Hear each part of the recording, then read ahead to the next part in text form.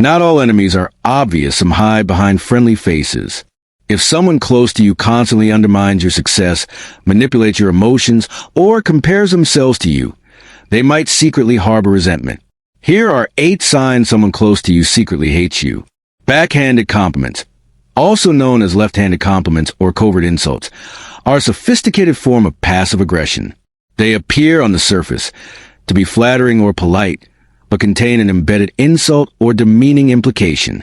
Psychologists view these as a subtle and socially acceptable method of expressing hostility, often used when the speaker wants to avoid direct confrontation or maintain a positive social image. A typical example might be, "You're actually good at this. I didn't expect that from you," or "That's a really nice dress. It makes you look much slimmer than usual." These remarks seem like praise, but the second layer of meaning reveals negative judgment, surprise at competence, or commentary on perceived flaws. The linguistic structure is intentionally ambiguous, which gives the speaker plausible deniability if confronted. According to Dr. Randy Patterson, a clinical psychologist and author of the Assertiveness Workbook, backhanded compliments often emerge from individuals with unresolved jealousy, inferiority complexes, or repressed anger. Instead of communicating their discomfort openly, they direct it through veiled language. This form of microaggression allows them to protect their ego while discharging internal resentment. From a Jungian perspective, backhanded compliments can be interpreted as a projection of the shadow self. Carl Jung argued that individuals repress undesirable emotions or traits into their unconscious mind, which can later surface through indirect or displaced behaviors. In this case, the person delivering the compliment may unconsciously project their envy, insecurity, or dislike onto the target under the mask of friendliness. Linguistically, backhanded compliments typically include a positive clause followed by a contrasting negative element. Psycholinguist Deborah Tannen points out that the tonal delivery, facial expression, and timing often carry more weight than the words themselves. This is why many victims of backhanded compliments report feeling uncomfortable or insulted, even if they can't fully articulate why. The inconsistency between verbal content and nonverbal cues triggers emotional dissonance in the recipient. These comments are not always spontaneous. In close relationships, especially when one party harbors deep-seated resentment or hidden hostility, backhanded compliments can become a habitual behavior. The speaker might regularly use them to assert dominance, establish superiority, or subtly diminish the other person's confidence over time. This is common in toxic friendships, sibling rivalries, and even romantic partnerships where one partner feels overshadowed or threatened by the other's success. The emotional effect of receiving frequent backhanded compliments is psychological confusion and lowered self-esteem. It activates cognitive dissonance, as the recipient struggles to reconcile the seemingly positive message with the negative emotional response it triggers. Over time, this can lead to feelings of self-doubt, especially if the person on the receiving end trusts or admires the one delivering the remark. In therapeutic settings, recognizing and unpacking such covert hostility is an important step toward understanding toxic relational dynamics. People who consistently use backhanded compliments often benefit from assertiveness training, emotional regulation work, and shadow integration therapy to confront the real sources of their resentment. Consistent undermining is a covert behavioral pattern where someone subtly erodes another person's confidence, credibility, or decision-making over time. This is often done under the guise of concern, humor, or unsolicited advice, making it difficult to confront directly. It is a common tactic used by individuals who feel threatened, envious, or emotionally competitive in close relationships. Psychologically, undermining operates as a form of emotional manipulation, often rooted in insecurity or control issues. The underminer may present themselves as a well-meaning advisor or friend, but their guidance often causes hesitation, poor choices, or self-doubt in target. For instance, they may say things like, asterisk, "Are you sure you can handle that? It seems a bit out of your league." Asterisk, or, "I would never do it that way, but if you think it'll work." These statements are framed as supportive but carry a layer of doubt or disapproval that can destabilize the listener's confidence. According to Dr. George Simon, a clinical psychologist specializing in manipulative behavior, chronic undermining is a tactic used by covert aggressors. Such individuals don't express their hostility overtly, but instead chip away at their target's stability and autonomy using subtle psychological tools. This is particularly dangerous because the undermined individual may begin to internalize the criticism, leading to a reduction in self-trust and a growing dependence on the underminer for validation. From a Jungian psychological lens, undermining behavior can be viewed as a projection of the shadow self, the parts of the unconscious mind that hold suppressed traits like envy, inadequacy, or hostility. Instead of acknowledging these darker emotions, the person projects them outward by subtly destabilizing others. Jung posited that individuals often attack in others what they refuse to accept in themselves. In this case, someone who feels intellectually inferior or emotionally inadequate might habitually undercut the achievements or opinions of those around them as a defense mechanism. Undermining can also manifest in public settings through humiliation disguised as humor. For example, the person may make jokes that reveal personal information, criticize your opinions in front of others, or reframe your successes as luck or undeserved. This is a psychological strategy to maintain control in a relationship by constantly positioning themselves as superior or more grounded. In long-term relationships, romantic, familial, or professional, consistent undermining creates an imbalance of power. The target may begin to defer decisions, seek unnecessary approval, or abandon their goals altogether. Over time, this dynamic can evolve into a form of emotional abuse, where the undermined individual is psychologically diminished and increasingly reliant on the very person causing the harm. Research in social psychology, including studies by Dr. John Gottman on toxic relational patterns, highlights undermining as a red flag for emotional contempt, a strong predictor of long-term relational breakdown. It signals a lack of respect masked by artificial politeness or concern. The more frequently a person experiences subtle invalidation from someone close, the more damage it does to their self-worth and perception of reality. Would you like the third sign next in the same detailed and research-based format? Excessive silence or emotional withholding, especially during moments of personal success or vulnerability, is a psychologically manipulative behavior that can signal hidden resentment or hostility. Unlike healthy emotional distance, which is based on personal boundaries or temporary withdrawal, emotional withholding is a deliberate act meant to punish, control, or diminish someone without overt confrontation. In close relationships, this behavior is often masked as being busy, tired, or just needing space, but it consistently coincides with moments when the other person expects support, validation, or connection. From a clinical perspective, Dr. Stephen Stosny, a therapist and expert in emotional abuse, describes emotional withholding as a silent killer of relationships. He categorizes it as a form of covert abuse, wherein the abuser refuses emotional engagement as a way of asserting dominance or retaliating against perceived slights. When someone close to you becomes emotionally unavailable just when you need affirmation, especially during your achievements, it creates an environment of confusion and self-doubt. This is often referred to in therapy as emotional abandonment in the presence of physical presence. The emotional disconnect is subtle but painful.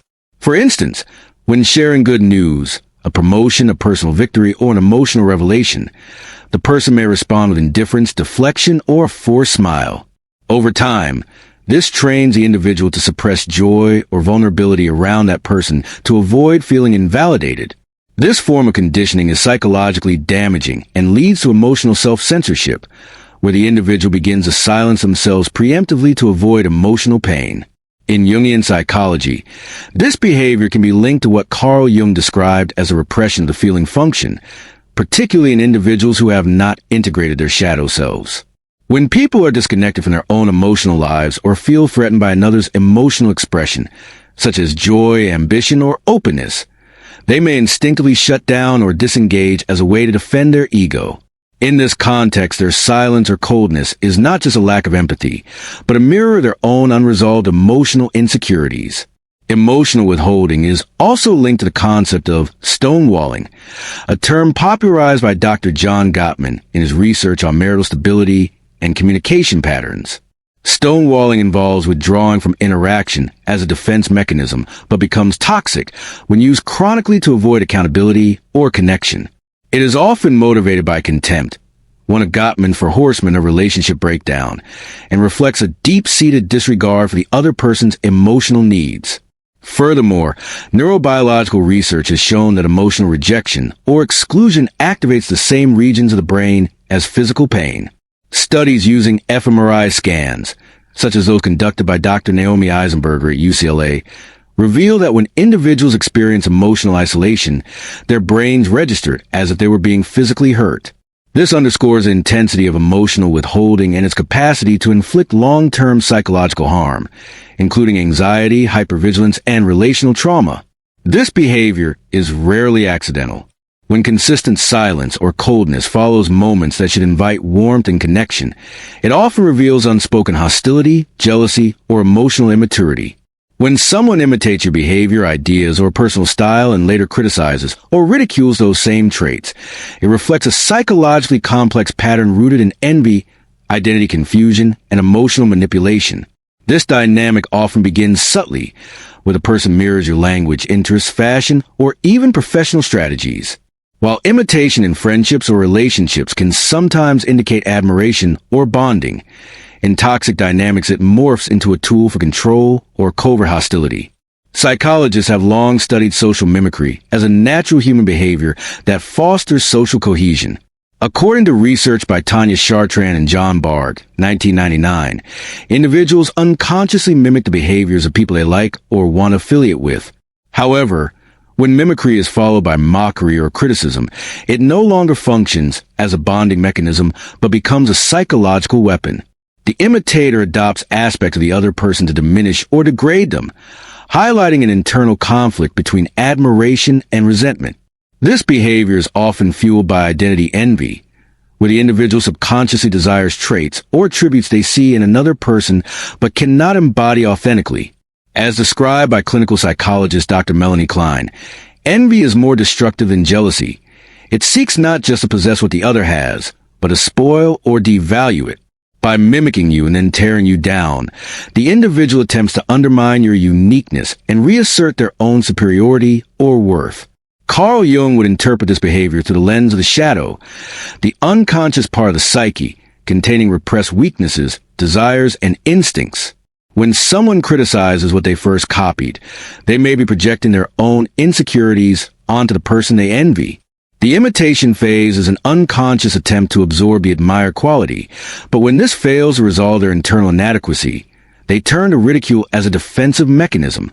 The psychological splitting, first idealizing and then devaluing, is a classic defense often seen in narcissistic or borderline personality dynamics.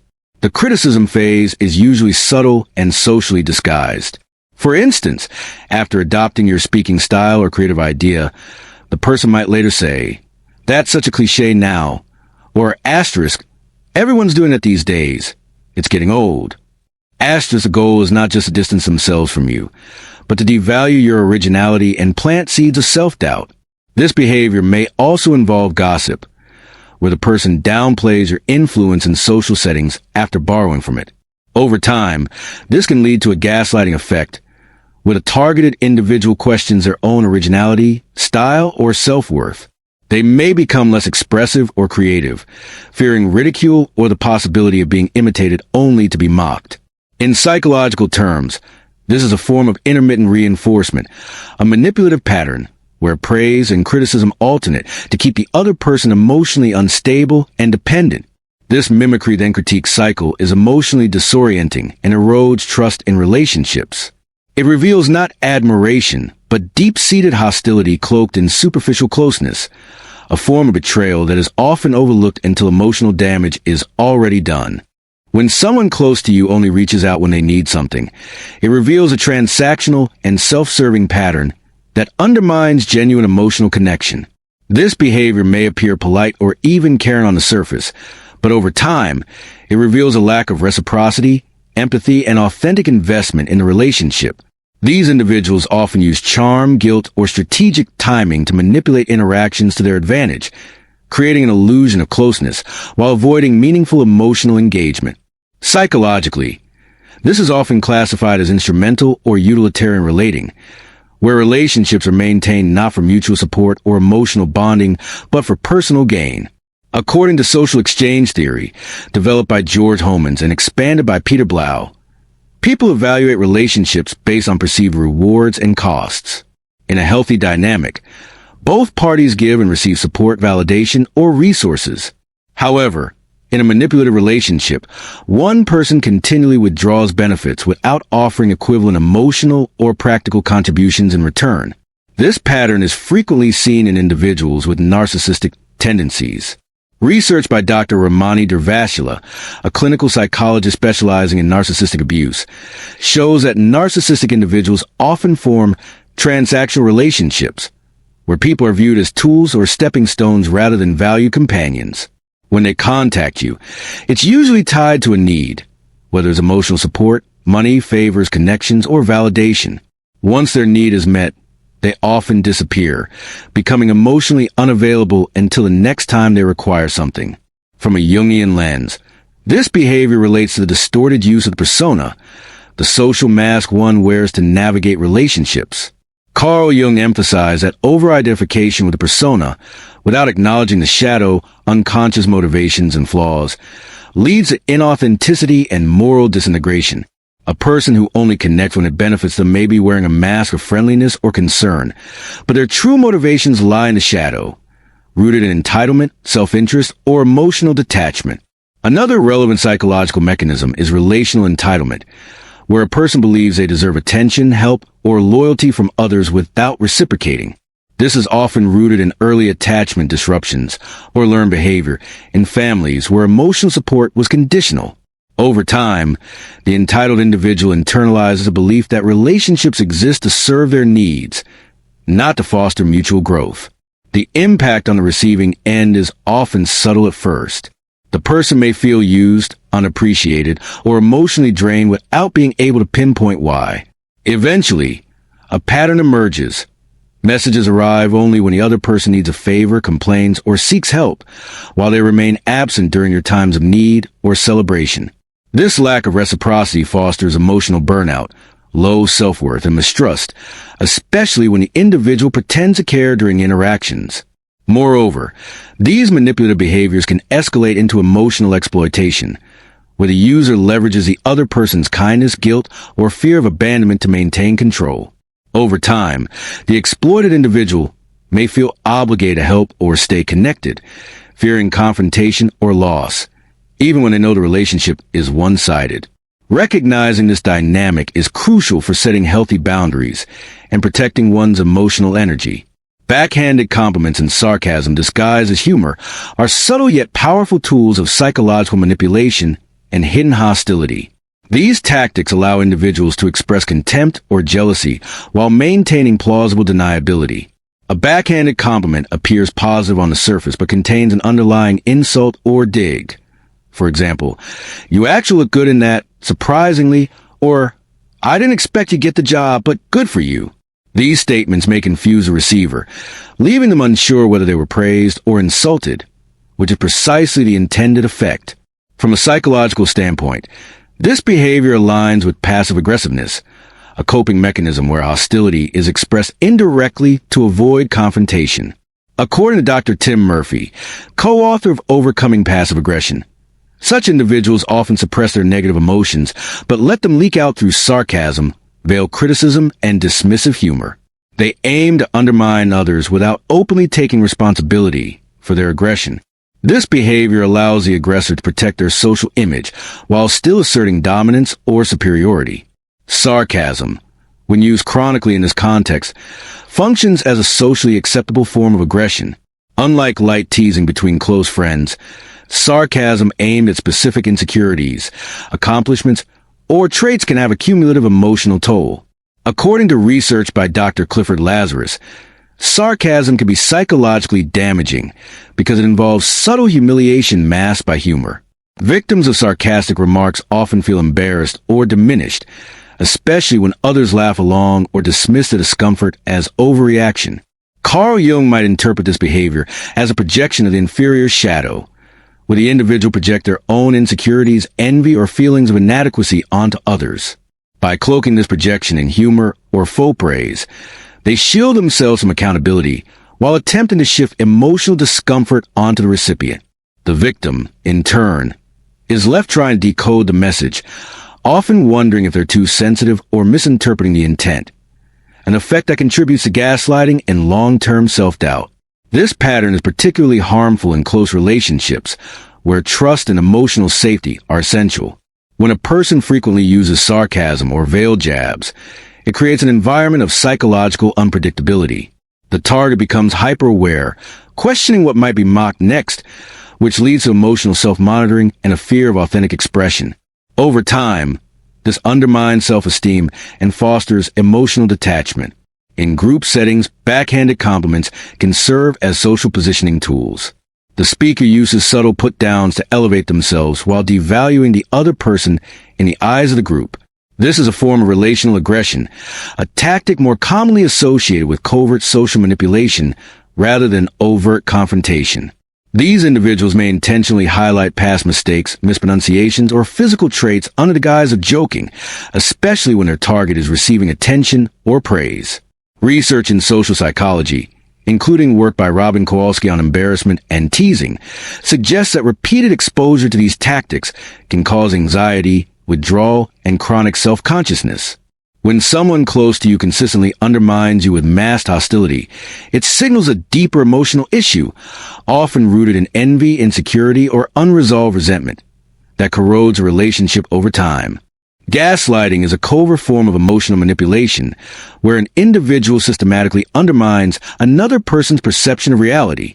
The term originates from the 1944 movie Gaslight, in which a husband manipulates his wife into doubting her sanity by dimming the gas lights and denying the changes. In personal relationships, gaslighting occurs when a person distorts or denies facts, memories, or perceptions to make the other person question their own judgment, emotions, and even their sense of self. Gaslighting can take many forms, ranging from denying facts to trivializing the other person's emotions. For instance, when you confront someone about their behavior, they may respond with phrases like, "You're overreacting, that never happened," or "You're imagining things." These denials are not isolated incidents, but part of a pattern of systematic distortion designed to make you doubt your memory or intuition. Over time, this can create a disorienting sense of confusion and anxiety, leaving you unsure about what is real and what is being manipulated. Psychologically, gaslighting works by disrupting the victim's sense of reality, making them increasingly dependent on the gaslighter for validation. According to Dr. Robin Stern, a psychologist and author of The Gaslight Effect, gaslighting creates an emotional dependency where the target begins to doubt their own perceptions and seek constant reassurance from a manipulator. This undermines a victim's confidence and autonomy, creating an emotional power imbalance.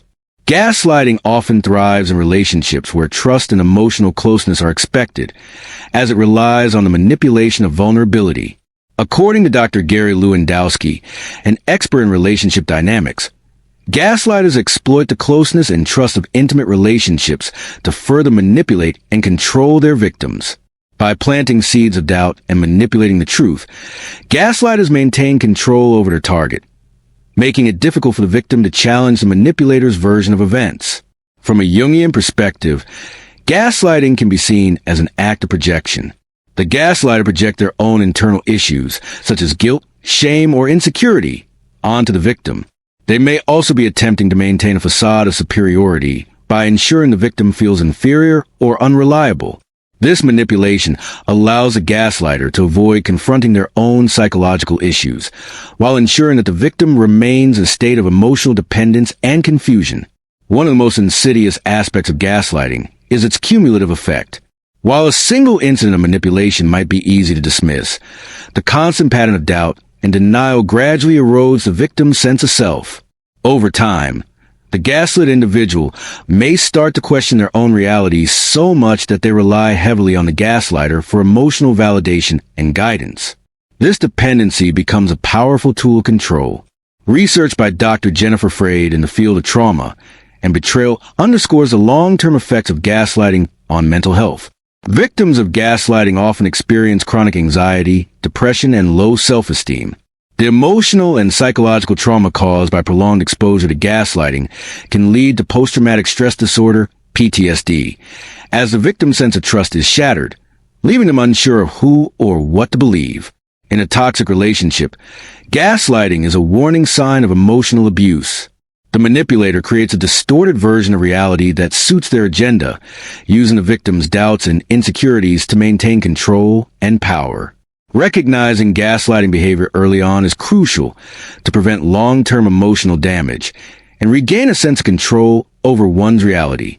A constant sense of competition or comparison, particularly when someone close to you undermines your achievements or tries to outdo you, is a strong indication of hidden resentment or even disguised animosity. While friendly competition can sometimes be a healthy dynamic in relationships, when it escalates into a consistent pattern of one-upmanship or belittling, it reveals deeper emotional issues rooted in envy, insecurity, or a need for control. In such situations, the individual's behavior often signals a lack of genuine support and an underlying desire to diminish the other person's success. This behavior can manifest in numerous ways, from trivializing your accomplishments to minimizing your successes with comments like, "That's nothing. I did better last year," or "You're lucky to get that. I had it much harder." Such statements are not just about boasting, but are designed to shift the focus away from your achievements and place the attention on theirs, often at your expense. The constant need to compete can create an environment where true support and encouragement are replaced with feelings of inadequacy, resentment, and frustration. Psychologically, this type of behavior can stem from narcissistic tendencies, where an individual's sense of self-worth is fragile and heavily dependent on external validation.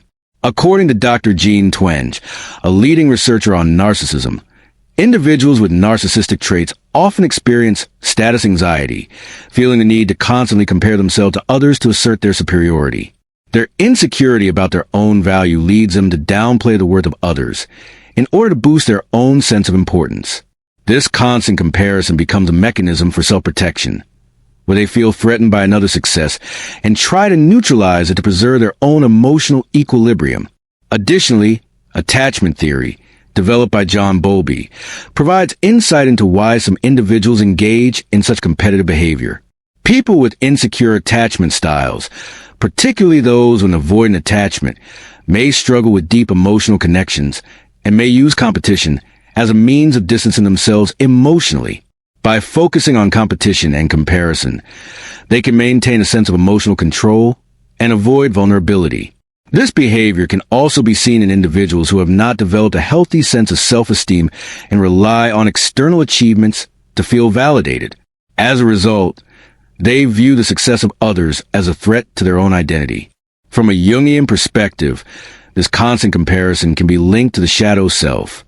The individual who engages in comparison often fails to integrate parts of their own psyche, particularly feelings of envy, inadequacy, or unrecognized potential, and projects these feelings onto others.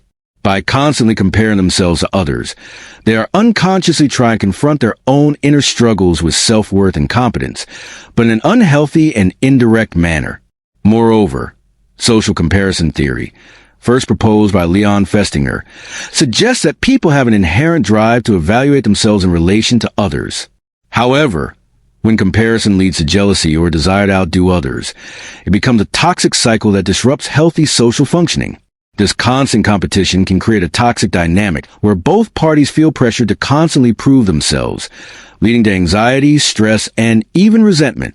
The impact on the person being compared to can be devastating. Over time, they may begin to feel that their own worth is continually measured against an unrealistic standard, leading to feelings of inferiority or inadequacy.